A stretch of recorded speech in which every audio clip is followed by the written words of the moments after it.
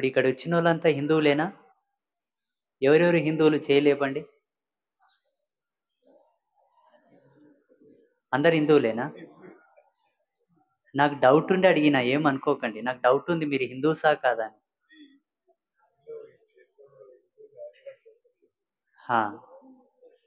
హిందూ అనేది కేవలము ఒక మతానికి సంబంధించింది, ఒక ధర్మానికి సంబంధించింది కాదు. ఎవరన్నా మీరు హిందువేమయ్యా అని అడిగితే మేము హిందువులమే, పేరు హిందువులం, కాకపోతే మా యొక్క గుర్తు ఐడెంటిఫికేషన్ అనేది ఏంటంటే మేము ప్రకృతి పుత్రులం అని చెప్పాలి. ప్రకృతి మాత పుత్రులం. మాది ధర్మమే, మతం కాదు. ఒకవేళ మతం అనుకుంటే దాంట్లో మరి అద్వైతం అని చెప్పాలి, విశిష్టాద్వైతం అని చెప్పాలి, ద్వైతం అని చెప్పాలి. ఇవి మతాలు. ధర్మంలో 3 శాఖలు ఇవి. కాకపోతే మేము ప్రకృతి పురుషులము, ప్రకృతి పుత్రులం అని చెప్పాలి మనం. కాకపోతే ఇక్కడ ఉన్నోళ్ళలో కొంతమంది హిందువులు కారు అని నేను అనుకుంటున్నాను. ఎలా చెప్తానా? మనకు మొహరం వస్తుంది కదా, పీర్ల పండుగ. పీర్ల పండుగ ఎవరికెవరికి తెలుసు? పీర్ల పండుగ ఎంతమందికి తెలుసు? ఎంతమంది పీర్ల దగ్గరికి వెళ్ళి మొక్కిండ్రు? చేతులు లేపండి. అబద్ధం చెప్పకూడదు, అమ్మ పాదాల దగ్గర ఉండు. ఎవరెవరు పీర్ల దగ్గరికి వెళ్ళి మొక్కిండ్రు? దర్గాల దగ్గరికి వెళ్ళి మొక్కిండ్రు, ఉరుసులు చేసిండ్రు, పండగలు చేసిర్రు. కందూర్లు అవే చేస్తారు కదా, చేస్తారు కదా. ఇక్కడ తెలంగాణ ప్రాంతవాసులు ఎంతమంది ఉన్నారు? చేతులు లేపరి. తెలంగాణ వాళ్ళు. ఆంధ్ర వాళ్ళు ఎంతమంది ఉన్నారు? ఆంధ్ర వాళ్ళు. రైట్. మనకు నెల్లూరు జిల్లాలోనూ కడప జిల్లాలో రొట్టెల పండుగ అని ఒకటి ఫేమస్ అవుతుంది, తెలుసా? నెల్లూరులో రొట్టెల పండుగ అని. రొట్టెల పండుగ అని. అలాగే భారతదేశం మొత్తము ఎవరైతే ముస్లిమ్స్ ఉంటారో వాళ్ళు మసీదులు నిర్మాణం చేసుకొని ఆ మసీదుల్లో వాళ్ళ ప్రార్థనలు చేసుకుంటారు, వాళ్ళ దేవుణ్ణి వాళ్ళు కొలుచుకుంటారు, పూజించుకుంటారు. అవునా? కరెక్ట్. క్రైస్తవులు చర్చిలు నిర్మాణం చేసుకొని వాళ్ళు ప్రేయర్స్ చేసుకుంటారు, ప్రార్థనలు చేసుకుంటారు, వాళ్ళ ధర్మాన్ని వాళ్ళు పాటిస్తారు. అవునా? సంతోషం. మనం ఏం కట్టుకుంటాం? గుళ్ళు గోపురాలు కట్టుకుంటాం కదా. మరి మీరు దర్గాల దగ్గరికి వెళ్ళి కందూర్లు ఎందుకు చేస్తారు? అవి మనవి కాదు కదా. ఎందుకు వెళ్ళి చేస్తారు చెప్పండి? నేను ఇప్పుడు ఈ విషయానికి వస్తే, నేను ఒక అజ్ఞానిని, నాకు తెలివి లేదు, అందున బుద్ధి లేదు, మైండ్ దొబ్బింది. నేను అడుగుతున్నా, మీరు బుద్ధి ఉన్నోళ్ళు కదా, నాకు అర్థం చెప్పండి. ఎందుకు మీరు పీర్ల పండుగ దగ్గరికి వెళ్ళి యాటలు కోస్తారు, దర్గాల దగ్గరికి వెళ్ళి యాటలు కోస్తారు, కందుర్లు చేస్తారు, ఉరుసులు చేస్తారు, రొట్టెల పండుగలు చేస్తారు? ఎందుకోసం చేస్తారు? ఇప్పుడు నా జ్ఞానం, నా పాడు జ్ఞానం, నా తెలివిలేని తక్కువ ప్రకారంగా నేను ఏం చెప్తా అంటే,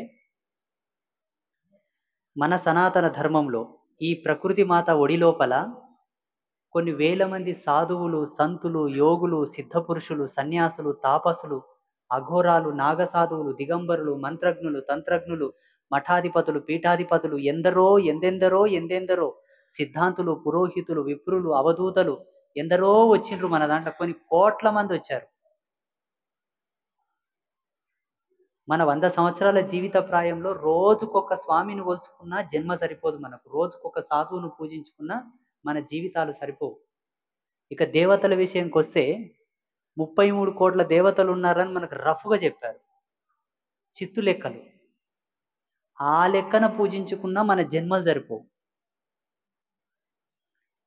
మరి ఇంతమంది దేవతలు ఉన్న తర్వాత మనకు సంబంధం లేని వాళ్ళని ఎందుకు మనం పూజించాలి చెప్పండి? గురుదేవా, మన దేవుళ్ళతోన పట్టు లేదు, మన దేవుళ్ళతోన దమ్ము లేదు, మన దేవుళ్ళతోన శక్తి లేదు, వాళ్ళ దేవుళ్ళతోన పవర్ ఎక్కుంది కాబట్టి ఆడ పోయి కొలుచుకుంటాము, మాకు మంచిగా అయ్యింది అని మీరు చెప్పాల్సి వస్తే, అప్పుడు మీరు జ్ఞానులు, మేము అజ్ఞానులం అవుతాం. మీరు మేధావులు అయిపోతారు, మేము దద్దమలం అయిపోతాం. ఎందుకంటే మేము అక్కడ పోము.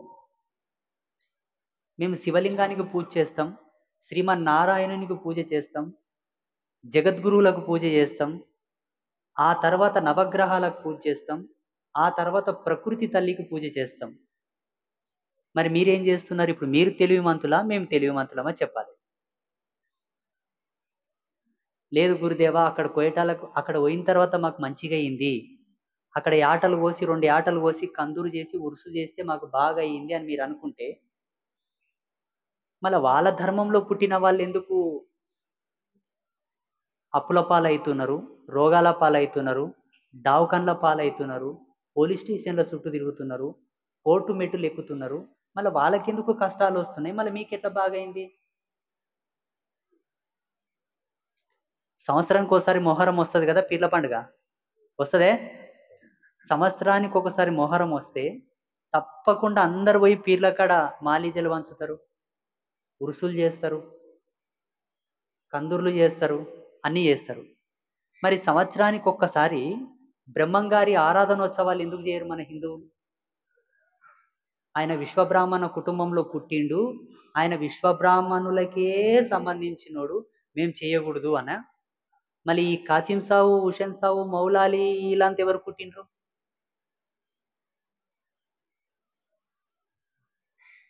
ఇప్పుడు విశ్వబ్రాహ్మణ కులంలో పుట్టినందుకేమో బ్రహ్మంగారిని మనం కొలవం, వాళ్ళు విశ్వబ్రాహ్మణులే చేసుకోక అనుకుంటాం. శ్రీమన్ జగద్గురు రామానుజాచార్యుల వారిని ఏడాదికి ఒక్కసారి మనం ఏమైనా పాదుకలు పెట్టి పూజ చేస్తామా? అట్లాంటి ఏమంటారు? ఆయన శ్రీ వైష్ణవ సాంప్రదాయానికి సంబంధించినోడు, మాకు సంబంధం లేదంటారు. మరి ఈ కాసిం సావులు, ఈ కతల్ సావులు, ఇప్పుడు ఈ కాసిం సావులు, ఈ కతల్ సావులు, ఈ మౌలాలి వీళ్ళందరూ ఎవరికి పుట్టిండ్రు? ఎవరిది వాళ్ళ మతము? ఎక్కడి నుంచి వాళ్ళు వచ్చిండ్రు? వాళ్ళకి మనం ఎందుకు పూజలు చేయలే? మన ధర్మంలో నష్టన బొట్టు పెట్టి నడుముకు మొలతాడు కట్టుకొని మనము వాళ్ళము ఒకటే. ఈ భరత జాతి మీద, ఈ భరతావని ఒడి లోపల పుట్టిన మనమే. వాళ్ళు ధూపదీప నైవేద్యాలు పెడతారు, మనం ధూపదీప నైవేద్యాలు పెడతాం. మన దాంట్లో పుట్టిన వాళ్ళనేమో కులాల వారిగా విభజన చేస్తాము, వాళ్ళనేమో అందరు పోయి చేస్తారు. ఇదే మా బిజ్జారంలో ఏముంది తెలుసా? చింతల రాయుడు అని ఒక దేవుడు ఉంటాడు. ఆ చింతల రాయుడికేమో ఒక గోత్రం వాళ్ళు వెళ్ళి పూజ చేస్తారు, కురుమూర్తి స్వామికి ఇంకొక గోత్రం వాళ్ళు వెళ్ళి పూజ చేస్తారు. వీళ్ళని పోయి కురుమూర్తికి దాసంగం పెట్టమంటే ఏమంటారు తెలుసా? వాళ్ళు ఆ దేవుడు వాళ్ళ దేవుడు అప్ప, మా దేవుడు కాదంటారు. మళ్ళీ అదే పీర్ల పండుగకు వస్తేనేమో అందరూ పోయి ఎగురులాడతారు.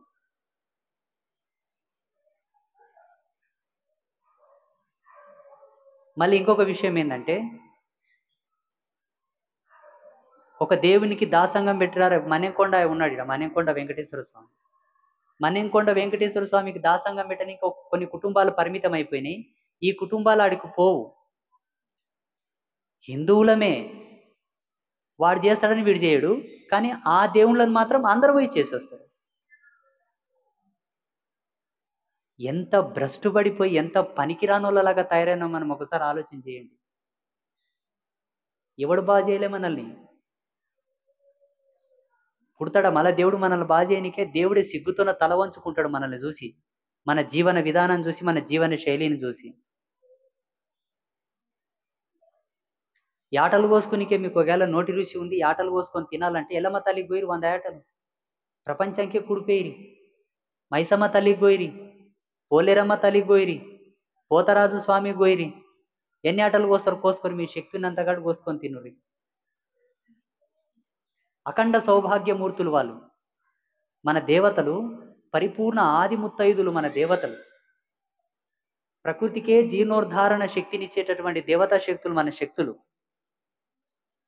ఒక దేవతను కూర్చోబెట్టాలంటే మన వాళ్ళు, మన వేదాంతులు, మన సిద్ధాంతులు, మన పూర్వీకులు ఎంత టెక్నాలజీని వాడతారు, ఎంతటి సైన్స్ని వాడతారు, ఎంతటి టెక్నీషియన్స్ని వాడతారు మన వాళ్ళు. ఇన్ని పెట్టుకొని ఒక యాపాకులు అన్నం పెట్టుకుపోయి నైవేద్యం పెట్టి మళ్ళీ ఆ యాపాకు మీద ఉడుకుడుకు అన్నం తీసుకొని తిన్న well and energetic medicine our body. దివ్యమైన ఔషధం మనం తింటాం. ఇంత గొప్పది పెట్టుకొని ఏ లెక్కలో మీరు వెళ్ళి పూజ చేస్తారో నాకు అర్థం కాదు. ఒకవేళ మీరే జ్ఞానవంతులు, మీరు బుద్ధిమంతులు, మేమేమైనా పనికిరాని వాళ్ళమా చెప్పండి. మా బుర్రలు ఏమైనా బాగాలేదా? మీ బుర్రలు మంచిగా ఉన్నాయో చెప్పండి. వాళ్ళు కొలుచుకోకో. ఇప్పుడు వాళ్ళ ధర్మంలో పుట్టిన వాళ్ళు, వాళ్ళ దేవతలు, వాళ్ళు కొలుచుకోకో. వాళ్ళు కందుర్లన చేసుకోకో, ఉరుసులన చేసుకోకో, రొట్టెల పండుగన చేసుకోకో, ఏమైనా చేసుకోకో. మీకేం సంబంధం ఉందని పోయి చేస్తున్నారు? ఏం హక్కు ఉంది మీకు అని చేస్తున్నారు? గురుదేవా, ఇది లౌకిక దేశం కదా, మత సామరస్యం అని మీరు అనుకుంటున్నారేమో.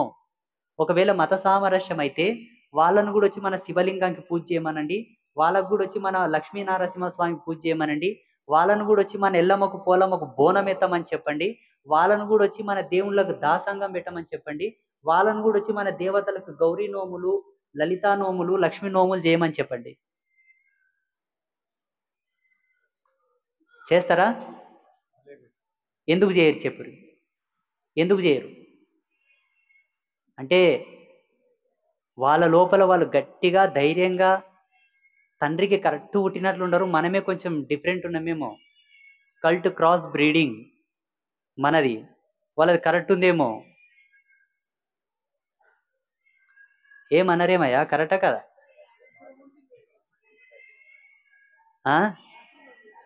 చేస్తారు, నేను కాదనను. మన దేవుళ్ళకి చేస్తాము, నేను కాదనను. వేరే దేవుళ్ళని మనం ఎందుకు కొలవాలా అంట. ఓళ్ళు రారు కదా. పెద్ద మనుషులు తెలియక చేసిండ్రు, పెద్ద మనుషులు తెలియక చేసిండ్రు, ఎందుకంటే వాళ్ళకి తెలియదు చేసిండ్రు. మళ్ళీ ఆ కాలంలో వాళ్ళ పెద్ద మనుషులు లేరా? వాళ్ళు కూడా తెలియక చేయొచ్చు కదా. వాళ్ళు చేసిలేరు. వాళ్ళు తెలిసి మన దేవుళ్ళకి చేసిలేరు, తెలియక మన దేవుళ్ళకి చేసిలేరు. మనం ఎందుకు చేయలే? ఏం తగ్గబడిందని చేయలే?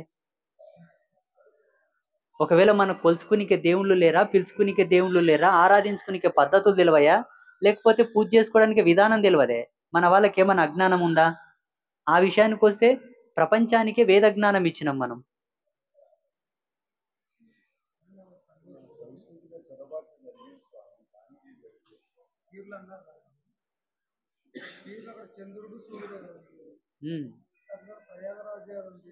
అవును, వాస్తవం వాస్తవమే. ఇప్పుడు పీర్ల కాడ చంద్రుడు సూర్యుడు ఉంటారు కదా, మన శివునికి కూడా చంద్రుడు సూర్యుడు ఉంటారు కదా, మన శివుని కాడికి ఎందుకు రారు వాళ్ళు? అంతే అంటావు? మన ఓళ్ళు ఎందుకు అన్నారు ఆ మాట?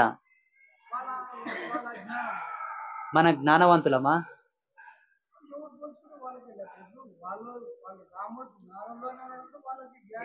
అవు, అంతే అంతే అంతే. వాళ్ళు జ్ఞానవంతులు, మనం అజ్ఞానులం. అవు,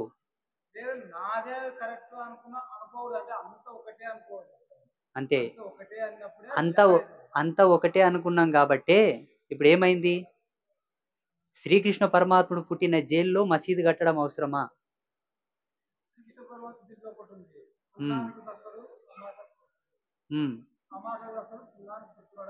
ఇప్పుడు అంతా ఒకటే అని మనం అనుకున్నాం కాబట్టి వచ్చి మసీదు కట్టిండ్రు, ఈపులో పెట్టి తనిండ్రు.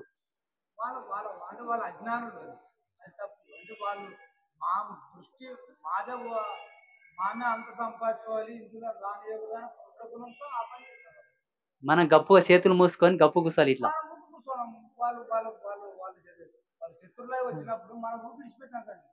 అందరు గప్పుగా అంటే కూసరమ్మా, మంచిగా కళ్ళు మూసుకొని అంటే కూసరి.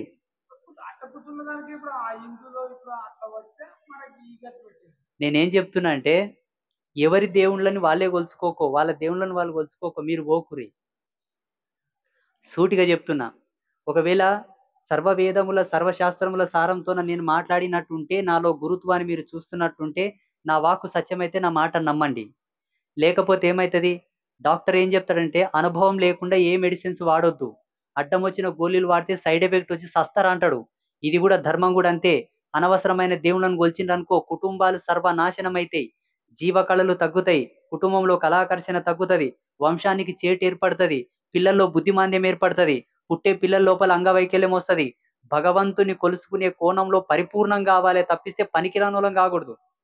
నీవు ఆడ మొక్కొస్తా ఈడ మొక్కొస్తా ఆపత్కరవై దారులు దొక్కుతా అంటే అది ఎర్లేసిన కుక్కలాగా అవుతుంది కానీ జాతి కుక్కలాగా కాదు. అది బాగా అర్థం చేసుకోరి. ఒక దేవుని మొక్కుకొర్రి, ఒక దేవునితో ఒక ధర్మంలో ఉండండి, ఆ ధర్మంతో ఒక దేవుని నడుచుకోండి, లేదా ఆ ధర్మంలో ఉండి ఒక 10 మంది దేవుళ్ళను కొలుచుకోండి, తృప్తి పడండి. మన ధర్మంలో పంచాయతన విధి ఉన్నది.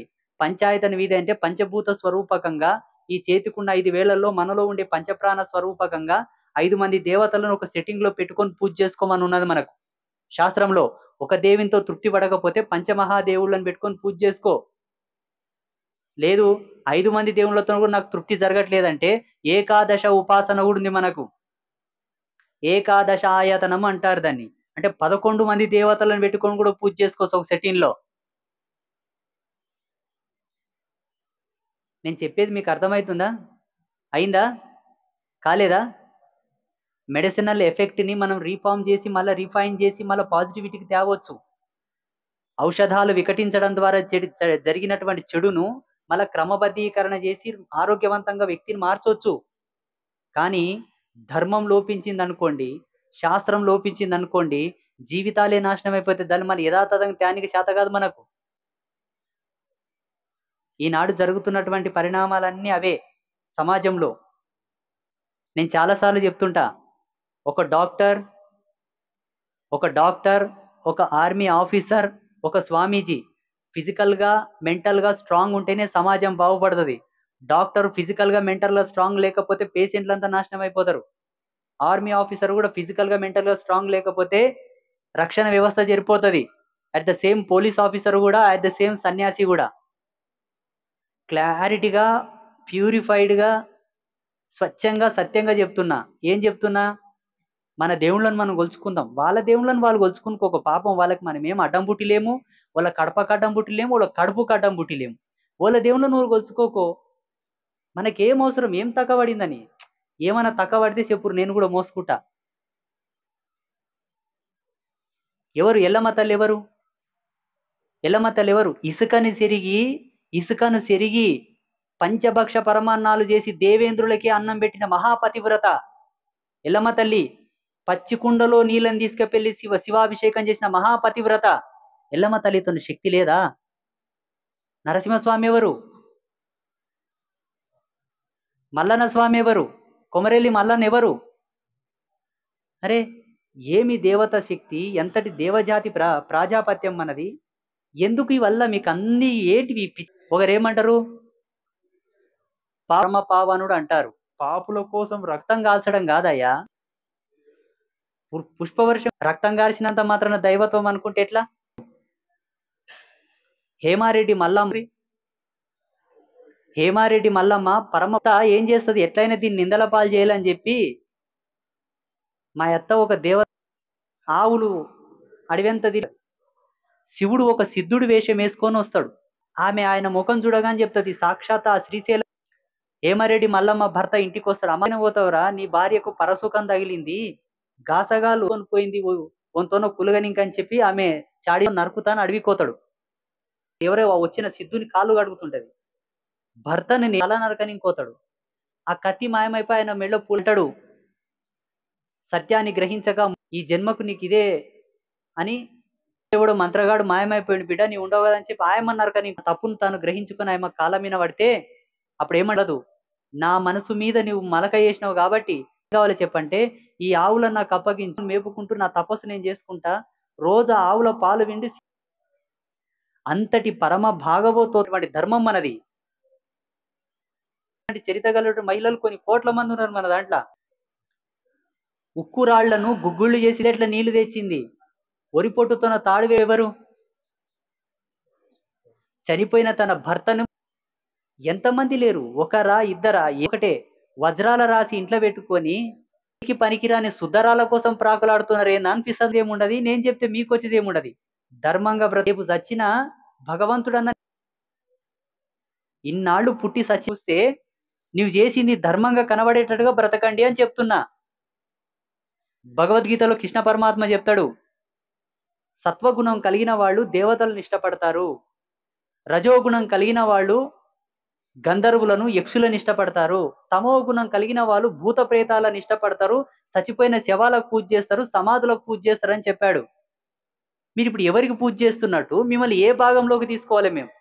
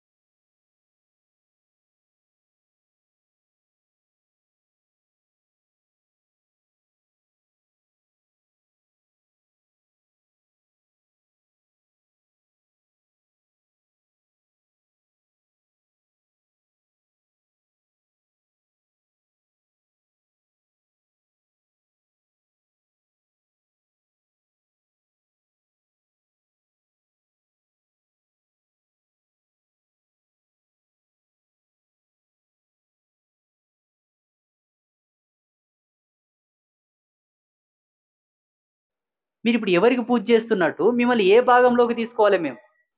మీరు అనుకోవచ్చు, గురుదేవా మీకు తుర్కోలతో ఏమన్నా కోపం ఉందే, తుర్కోలతో ఏమన్నా పగ ఉందే అనుకోవచ్చు.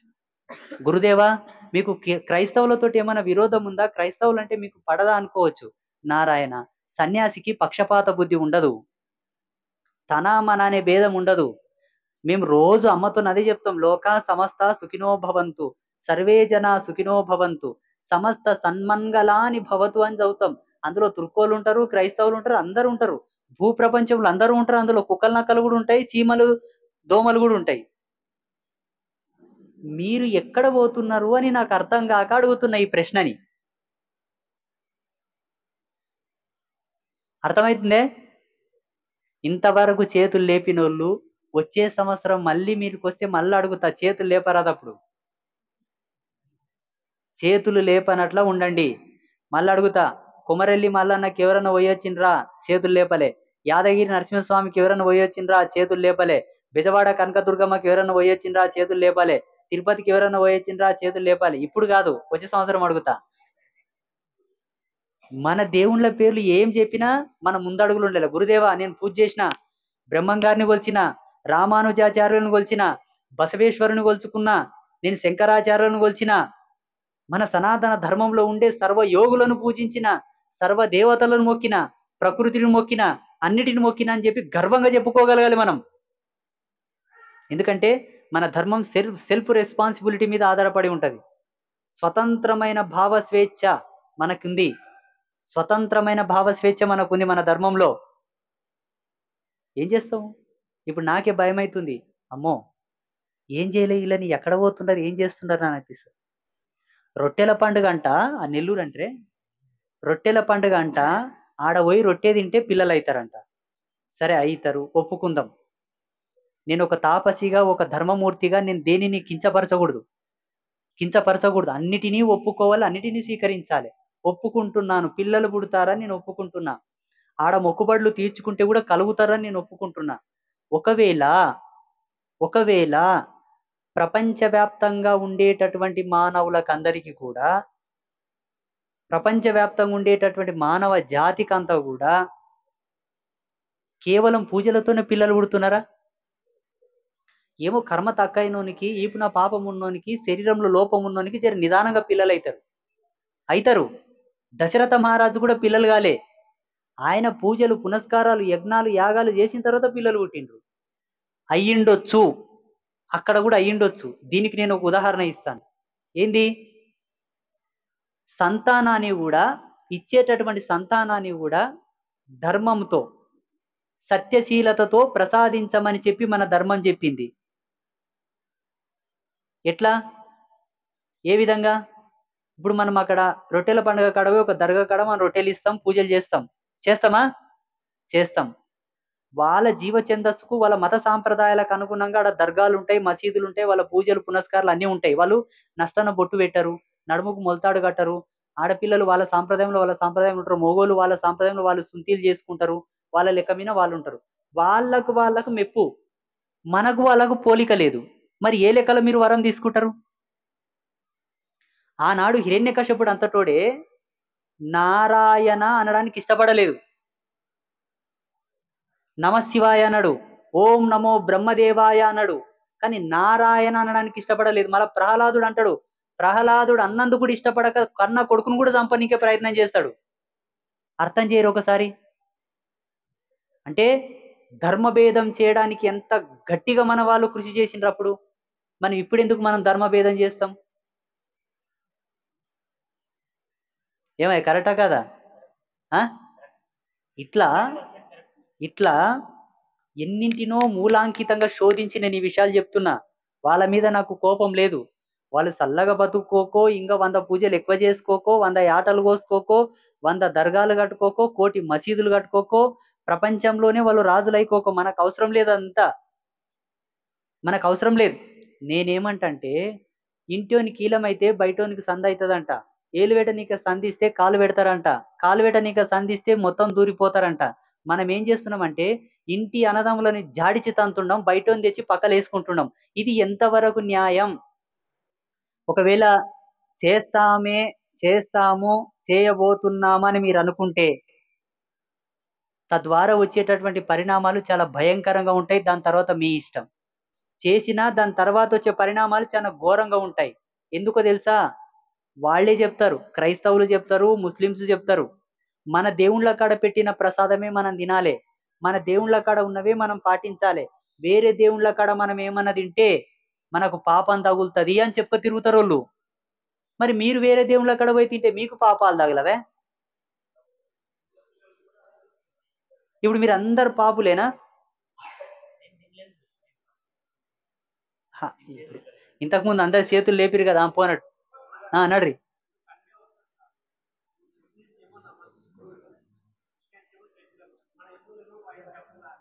ఈ టాపిక్ వద్దు కానీ ఇక్కడ నడిచేది ఒకే ఒక టాపిక్. మనం ఏ దేవుళ్ళని గౌరవించాలో అదే దేవుళ్ళని గౌరవించాలి. ఎటువంటి దేవుళ్ళని గౌరవించాలి?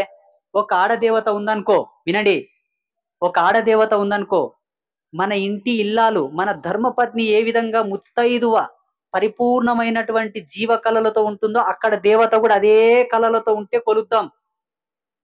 నీ భార్యకు నష్టన బొట్టుంటే అక్కడ ఆమెకు నష్టన బొట్టు ఉండాలి. నీ భార్య చేతికి గలగలగల గాజులుంటే ఆమె చేతికి గాజులు ఉండాలి. నీ సహధర్మచారిని, నీ పత్ని ఏ విధంగా ఉంటుందో అక్కడ ఆడదేవత అదే విధంగా ఉంటే మీరు కొలవండి. మొగదేవుళ్ళ విషయానికి వస్తే మన పుణ్యపురుషుడు ఏ విధంగా ఉంటాడో అక్కడ భగవంతుడు అదే విధంగా ఉండాలి. అప్పుడు ఆ దేవుళ్ళకు కొలవండి. ఇప్పుడు మీరు కొలిసే దేవుళ్ళకు ఇప్పుడు చర్చికి పోతారు. చర్చిలో ఉండేటటువంటి జీసస్ క్రిస్ట్కి మనకి ఏమైనా సంబంధం ఉందా? 1% అన్న సిబ్లింగ్స్ ఉన్నాయా? 1% అన్న 1%. సరే, ఇప్పుడు దర్గాకు పోతారు. కాసిం సావో, హుసేన్ సావో, మౌలాలియో ఎవరో వాళ్ళ దేవుళ్ళు ఉంటారు. వాళ్ళ దేవుళ్ళకు మనకి ఏమైనా సంబంధం ఉందా? ఒక్కటంటే ఒక్కటి ఎన్నికే ప్రమాణం అంతా.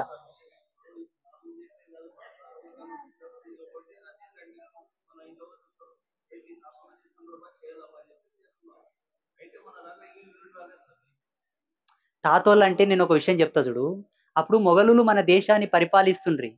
మొఘలులు పరిపాలించేటప్పుడు ఏమైందంటే మన దేవాలయాలలోకి వచ్చేటటువంటి హుండీ ఆదాయం, డబ్బులు, రెవెన్యూ ఏదైతే ఉందో మన హిందువులు దానగుణం కలిగిన వాళ్ళు, దయార్థ హృదయులు, దేవుళ్ళకి ఇట్లా చేతులతో గుమ్మరిస్తున్నప్పుడు డబ్బు అదంతా చూసి వాళ్ళకి ఏమైపోయిందంటే మన హిందూ దేవాలయాలు కూడా రాజ సంస్థానాల ఆధీనంలో ఉంటుండే మన దేవాలయాలు. మాది కూడా ఒక మత విశ్వాస కేంద్రం ఉండాలి. మా మత విశ్వాస కేంద్రానికి కూడా వీళ్ళందరూ వచ్చి పూజలు చేయాలి, కానుకలు ఇయ్యాలని ఒక కోణంతో గొంతు మీద కత్తి పెట్టి మరీ చేయించిండ్రు. చేస్తావా సస్తావా అంటే గత్యంతరం లేక చేసిండ్రు మనోళ్ళు. Uneducated peoples. అప్పుడు ఇంత సోషల్ మీడియా ఇన్ఫ్లుయెన్స్ లేదు, ఇంతటి బందోబస్తు బలగం లేదు. ఇప్పుడున్న టెక్నాలజీ అప్పుడు ఉంటే అందరు తిరగబడదురు. భయంతో చేసిండ్రు, బలహీనతతో చేసిండ్రు, అమాయకత్వంతో చేసిండ్రు, అజ్ఞానంతో చేసిండ్రు. ఇప్పుడు మనం కూడా అదే తప్పు చేద్దామా? అంతే కదా. నేను చెప్పొచ్చేది ఏంటంటే ఈనాడు బంగ్లాదేశ్లో హిందూ అనే ఒక వ్యక్తిని, హిందూ అనే ఒక జాతిని పట్టపగులే పుట్టు బత్తెలు చేసి నరికిండ్రు. కేవలం మత విశ్వాసమే.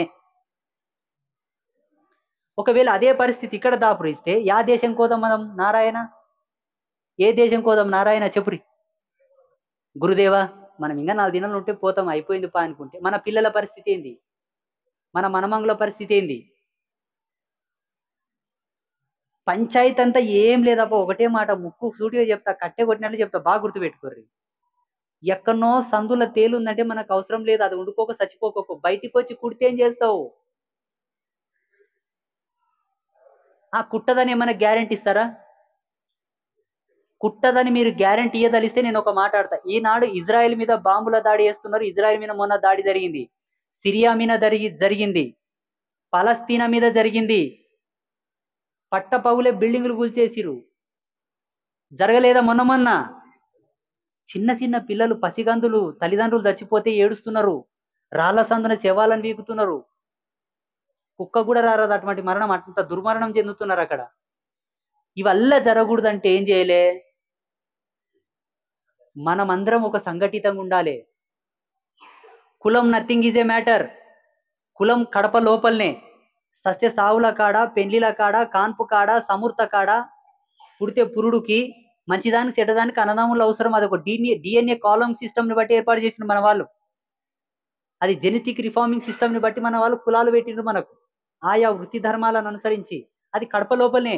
బయటికి వస్తే మేమందరం మేమందరం ప్రకృతి మాత పుత్రులమని చెప్పాలి, సనాతన ధర్మానికి వారసులమని చెప్పాలి. అంతే. నాకు కావాల్సింది కదా ఒకటే. ఒక పూటకు మీరు దేవుళ్ళకు కూడా మొక్కకురి, ఇంట్లోనే కూర్చొని మీ పూజా మందిరంలో పూజ చేసుకోర్రి. ఏడాదికి ఒకసారి కాశీకో బద్రీనాథ్కో ఎక్కడనో ఒక జోన్ పోయిరారి, ఇంట్లో రాముండుర్రి. కానీ అనవసరమైన పనులు చేసి సమాజానికి అన్యాయం చేయకురి, కుటుంబాలకు అన్యాయం చేయకురి, జాతికి అన్యాయం చేయకురి, ధర్మానికి అన్యాయం చేయకురి. ఇదే నా బాధ. అవునా కదా? అర్థమవుతుందే? కాలేదా? మీకు అర్థమైందో లేదో నాకు తెలియదు, కానీ నాకైతే పిచ్చెక్కిపోతుంది. నాకైతే బుర్ర వేడెక్కిపోతుంది. ఏం వేడెక్కిపోతుందంటే, మొన్న కుంభమేళకు కొన్ని కోట్ల మంది సాధువులు వచ్చిరే. అన్ని కోట్ల మంది సాధువులు ఎవరికై తప్పిస్తున్నారు, ఎవరి కోసం తపస్సు చేస్తున్నారు, ఎవరి కోసం జన్మలు త్యాగం చేసిండ్రు. ఒక్క సోమనాథ జ్యోతిర్లింగాన్ని ఎవడో ముష్కరుడు విదేశాల్లో తిన్నికే తిండి లేక ఈ దేశం మీదకి వచ్చి మన దేవత మీద, మన దేవుని మీద ఆ శివలింగంని పీకి తీసుకుపోతుంటే మాలాంటి తాపసులు సూర్యోదయం నుంచి సూర్యాస్తమయం వరకు ఎత్తినట్లనే పోరాడి ఆ దేవాలయం కాపాడిన ఆనాడు. ప్రపంచంలోనే రిచెస్ట్ టెంపుల్ సోమనాథ్ దేవాలయం. 16 రోజులు వాడలకు వాడలు, పడవలకు పడవలు బంగారు తరలించుకొని పోయినరట ఆ దేవాలయం నుంచి. భారతదేశంలో 3 రిచెస్ట్ టెంపుల్స్ ఉండే. ఒకటి అనంత పద్మనాభ స్వామి దేవాలయం, 2 సోమనాథ దేవాలయం, 3 తిరుపతి దేవాలయం. ఈ 3 దేవాలయాల్లో అత్యధికమైనటువంటి సంపత్తి ఉండేది. సోమనాథ్ దేవాలయం స్వాహా అయిపోయింది. ఇప్పుడు 2 దేవాలయాలు ఉన్నాయి. ఇక్కడ కూడా రానికే ప్రయత్నం చేసిండ్రు, కానీ దక్షిణ భారతదేశంలో ఉండేటటువంటి రాజులు జర పౌరుషంతో ఉండి సంఘటితంగా తిప్పికొట్టిండ్రు కాబట్టి రాలేకపోయినరు. ఉత్తర భారతదేశంలో జర చీలికలు ఉండే అక్కడ. ఎందుకంటే అక్కడ జైనం, బౌద్ధం, ఈ సిక్కు సాంప్రదాయం ఉంచండి పంజాబ్లో గురునానక్, వీళ్ళ వల్లలో కొంత విభేదాలు ఉండి ఎవరిని వాళ్ళు విభజించి చీల్చి చెండాడినరు కాబట్టి అక్కడ దోచుకోగలిగినరు. ఇక్కడ జరగలే. ఇట్లా ఎన్నో ఉన్నాయి చరిత్ర ఘట్టాలు, మీకు తెలియదు. అవన్నీ శోధించడానికి కూడా మీకు ఏడ టైం ఉంటుంది పాపం.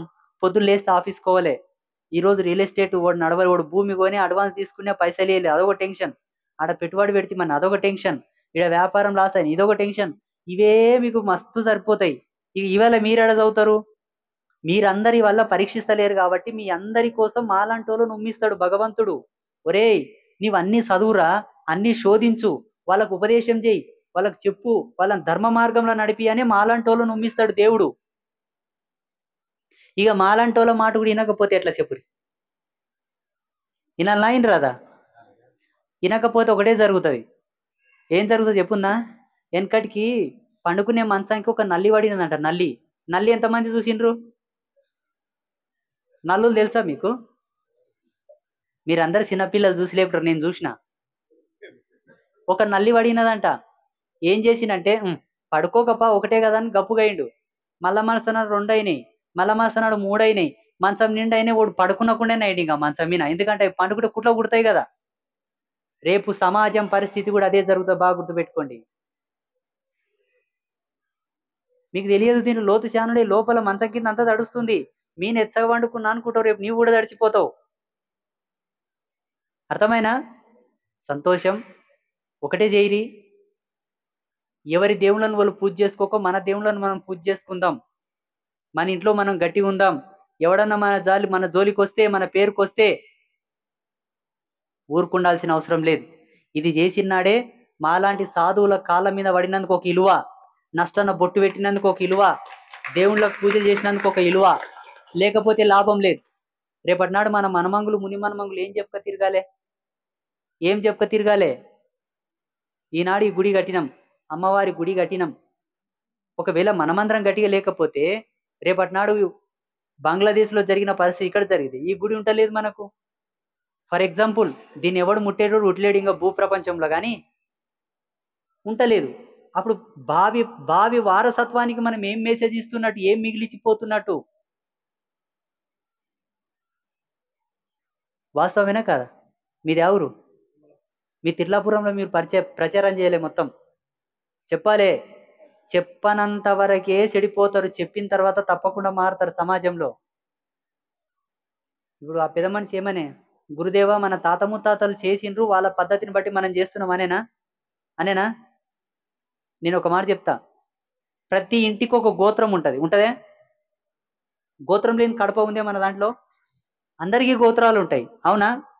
మన కుల గోత్రానికి, మన వంశ గోత్రానికి సంబంధించినటువంటి ధర్మం కూడా వాళ్ళ దాంట్లో లేదు. నేను చాలాసార్లు చెప్పిన, సనాతన ధర్మంలో ఒక స్త్రీ 7 వారాల నగలు వేసుకుంటది. మన ముత్తైదు వేసుకునేటటువంటి 7 వారాల నగలకు సరిరావు ఆ ధర్మాలన్నీ కూడా.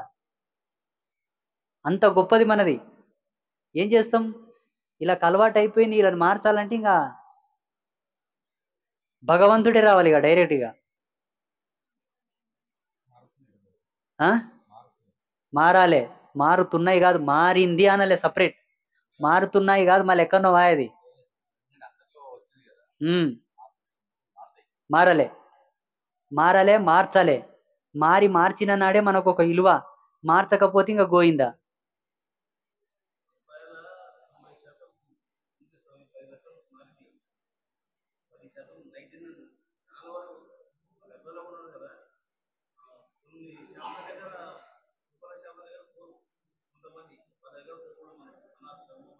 పోకూడదు అనేది కాదు, ఇప్పుడు జీవన వృత్తి అది ఉపాధి.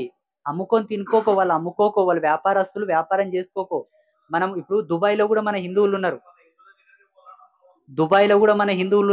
అమెరికాలో మన హిందువులు ఉన్నారు, ప్రపంచం అన్ని దేశాల్లో మన హిందువులు ఉన్నారు. ఈడ మనం తిరుగుబాటు చేస్తే వాళ్ళు కూడా ఈడిసి కొడతారు. వాళ్ళు ఎక్కడ పోలే?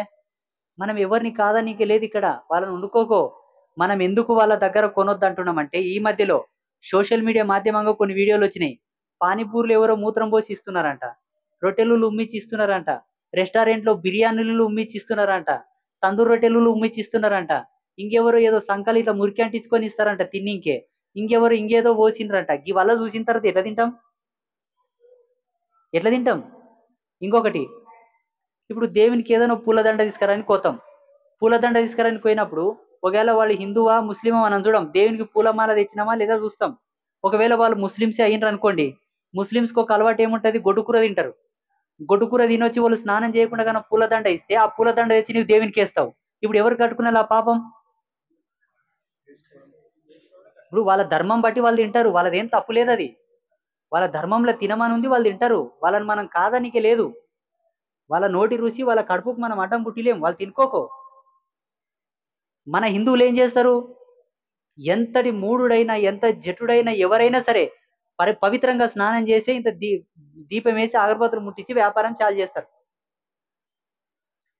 ఇంకొకటి, ఏది ఏమైనా కూడా ఏమైపోతుందంటే, ఇక్కడ సమాజంలో అందరి కూడా ఎదుటి వాళ్ళని దూషించి వాళ్ళ మీద డామినేషన్ చేయాలనే కోణం కాదు. మన సేఫ్టీ మనకు ముఖ్యం, అంతే. వాళ్ళ లెక్క మీద వాళ్ళు వండుకోక మనకు అవసరం లేదు, అవునా కదా? అంతే.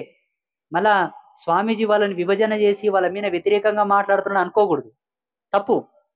ఇప్పుడు మీరు అందరూ నా కడుపులో పుట్టిన పిల్లల్లాగా నేను భావిస్తున్నా. ఇప్పుడు నీ కడుపులో పుట్టిన పిల్లలు తప్పు మార్గంలో నడుస్తుంటే, బిడ్డ అక్కడ ఓకురాది మంచి మార్గం కాదని చెప్పరా? మీరందరూ నా పిల్లలని మీకు చెప్తున్నా, ఆ బాట కోకుర్రి, అది మంచిది కాదు. ఎంతసేపు పాముకు పాలు పోసి పెంచినా అది కుట్టక మానదు, కొట్టక మానదు. మీరు మంచిగా ఉండుర్రి, మంచి బాటలో ఉండుర్రి అని మీకు చెప్తున్నా. నేను నా వాళ్ళని మంచి చేసుకుంటున్నా, అంతేగాని వాళ్ళ ఇంటికి పోయి మీరు ఇట్లా చేస్తారు అట్లా చేస్తారు ఏమన్నా తిరుగుబాటు చేస్తున్నానా? లేనివేమల్లా చెప్తున్నానా? వాళ్ళ దేవుళ్ళకు వాళ్ళు పూజ చేసుకోకో, మన దేవుళ్ళకు మనం పూజ చేసుకుందాం. ఇప్పుడు నా పిల్లలకు నేను చెప్పుకునే హక్కు కూడా నాకు లేదా? లేదంటే రేపటి నుంచి నోటికి తాళం వేసుకుంటా.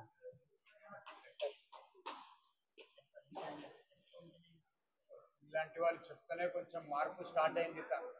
ఈ రోజుల దాకా లేకుండే, ఇలాంటి వాళ్ళు చెప్తూనే కొంచెం ఒక్క విషయం చెప్తా చూడండి, ప్రపంచంలో ఉన్న యోగత్వం అంతా కూడా ఒక యోగి వేమన అరికాలి కూడా సరిపోవు. ప్రపంచంలో ఉండే జ్ఞానమంతా ఒక బ్రహ్మంగారి యొక్క కంఠహారమునకు సరిపోవు. ప్రపంచంలో ఉండే దైవత్వం అంతా శంకర భగవత్పాదుల విభూతికి సరిపోవు. ప్రపంచంలో ఉండేటటువంటి దైవ కళలన్నీ రామానుజాచార్యుల వారి యొక్క యతిదండానికి సరిపోవు. ఎవరికి ఏముందని చెప్పి మీరు భ్రమపడుతున్నారో నాకు అర్థం కాదు. తాపసినై, బ్రహ్మచారినై, యటుడనై, జటుడనై ఇన్ని చూస్తున్నాం మేము. ఒక డాక్టర్కి తెలుసు, మైక్రోస్కోప్ పెట్టి ఏ రోగం యొక్క నిడివి ఎంత ఉందో వాడికి తెలుసు కాబట్టి వాడు మాట్లాడతాడు. ఇప్పుడు ఈ ఆధ్యాత్మికత, ఈ స్పిరిచువాలిటీ, దేవుళ్ళు, దయ్యాలు, చాతబడులు, మంత్రాలు, తంత్రాలు, పూజలు, పునస్కారాలు, యజ్ఞము, పూజ, మంచి చెడు, మేము 24 గంటలు రీసెర్చ్ చేస్తాం దీంట్లో. 24 గంటలు మా జన్మలే దీంట్లో పెట్టినాం, మేము మా జీవితమే పెట్టినాం. ఇప్పుడు మేం చెప్పండి ఎవరు చెప్తారు? మీకు తెలుసా ఈ అనుభవాలని?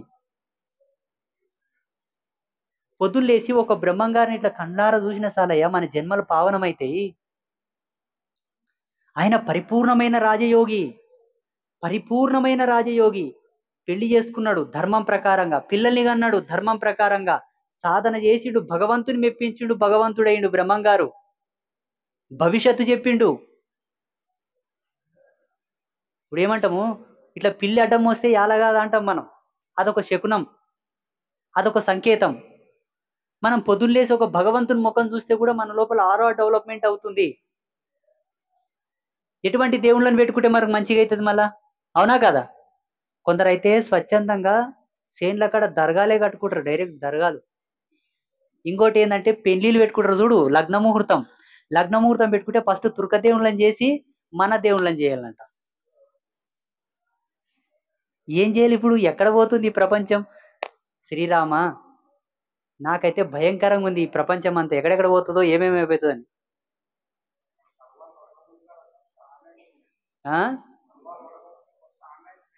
ఏమో మళ్ళీ ఓలప్పకు మీరు పుట్టినరో మీ అప్పకు ఓలు పుట్టినరో నాకు తెలియదు. యానో కలిసిటది, ఏదో సంథింగ్ అయింటది, అందుకే ఇంత కుడిపేసి వస్తున్నారేమో పోయి. వేస్తే వేసిరారప్ప, మీ తిప్పలు, మీ మీ ఎంకల కష్టము, మీ పైసలు, మీ సొమ్ము, మీ సొత్తు, నాకేం సంబంధం. కాకపోతే నేను అడిగే రిక్వెస్ట్ ఏంటంటే ఓలను కూడా వచ్చి మన దేవుళ్ళ కాడ కుడిపేసి పోమ్మని. రారు, వాళ్ళ అప్ప కరెక్ట్ పుట్టిండ్రు. వాడు మగాడ్రా బుజ్జి అంటాడు ఓ సినిమాల. మనమే కొంచెము మనమే కొంచెం తేడాగా ఉన్నాం. తప్పుగా అనుకోకండి, మనసు కాలిపోతుంది ఇక్కడ, గుండె కాలిపోతుంది. 16 ఏళ్ళు నిండిన ఒక అమ్మాయిని అత్యాచారం చేసి ఒక ఫ్రిడ్జ్లో దాపెట్టి పార్సల్ పంపిండ్రు ఒక తల్లికి. ఎవడు మోయేలా గర్భశోకం. మొన్న చావా సినిమా వచ్చింది, చూసిరా? ఎవరెవరు చూసిరు? మళ్ళీ చూస్తే చెప్పలుగానయా చేతులు లేపుతావు? చూసినావా? ఊరు తిరిగి ప్రచారం చేయలే, ఏయ్ చెయ్యకుర్రా దౌర్భాగ్యుల్లారా అని చెప్పాలి డైరెక్ట్. ఇరకపోతే జాడిచితానలో కొడుకులలో మీకు ఏం తక్కువ అయిందిరా అని చెప్పాలి. అది అది హిందుత్వ రక్తం, అది ప్రకృతి బిడ్డ యొక్క బ్లడ్, అది అట్లా ఉండాలి. అదే అదే మొగతనం, అదే ధర్మం, అదే వీరత్వం, అదే శూరత్వం. బతికితే అట్లా బతికి సావాలే కానీ ఈ లాపరి బతుకు ఏం బతుకు అసలు? ఏడంటే ఏడబోయి, ఏడంటే అనే పోయి, ఆడయ్యో ఈడబోయి, ఏమి ఈ జీవితాలు? చీచి చీచి చీచి చీ. పతివ్రత ధర్మం గురించి చెప్పింది మన ధర్మం ఒకటే. ఈనాడు ప్రతి స్త్రీకి గర్భాశయ క్యాన్సర్లు రావడానికి కారణం ఏంది? గర్భాశయపు క్యాన్సర్లు లేవు. గర్భం అంటే యజ్ఞస్థానంతో సమానం, అట్టి గర్భాశయానికి క్యాన్సర్లు వస్తున్నాయి. కారణం కారణం అసాంగత్య దోషం. కానీ కొన్ని కోట్ల సంవత్సరాల క్రితమే మన వాళ్ళు పతివ్రత ధర్మాన్ని పెట్టారు. అది పురుషుడైనా స్త్రీ అయినా. ఎంత గొప్పది, ఎంత గొప్పది ఆచరిస్తున్నారు ఇప్పుడు ప్రపంచంలో. ఇట్లా చెప్పుకుంటూ పోతే పొద్దే పోతుంది, మొత్తం నైట్ అంతా క్లోజ్ అయిపోతుంది. ఇక ఈడితో బంద్ చేద్దాం. ఎక్క మాట్లాడితే నాకు కోపం వస్తుంది.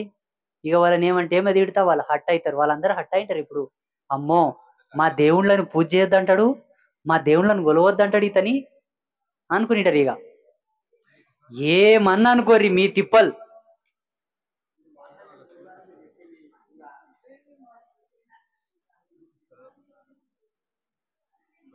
దాంట్లో ఉమ్మిస్తున్నాడు కదా, ఉమ్మియలే ఇది కూడా చేయలే తింటారు మనోళ్ళు. కట్టిస్తారు ఏం ప్యాకేజ్ చేస్తారు. వీళ్ళకైనా బుద్ధి రాదు మనోళ్ళకి.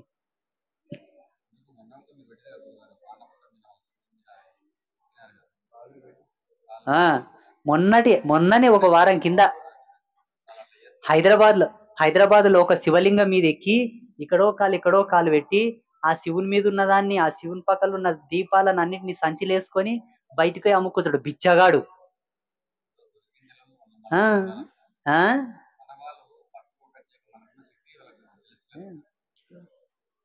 గురుగారు, నేను ఒక రీల్ చూసిన అందులో పక్కోడు క్రికెట్ గ్రౌండ్ కొన్ని టెంపుల్స్ కూడా మావే అని ప్లాన్ చేసుకుంటే ఒక ఆయన ఏమన్నాడంటే రేపు మీకు వీటన్నిటి మీరు సైలెంట్ ఉన్నారు వాళ్ళు చేసుకుంటా రేపు మీకు బుక్ పుట్టబోయే బిడ్డను కూడా నువ్వు మాట చెందుతుందంటే ముందు ఎక్స్పెక్ట్ పెడతారా అని ఒక క్వశ్చన్ అంటే కింద కామెంట్లు ఏం చేస్తుందంటే అది అని పెడతారు కదా.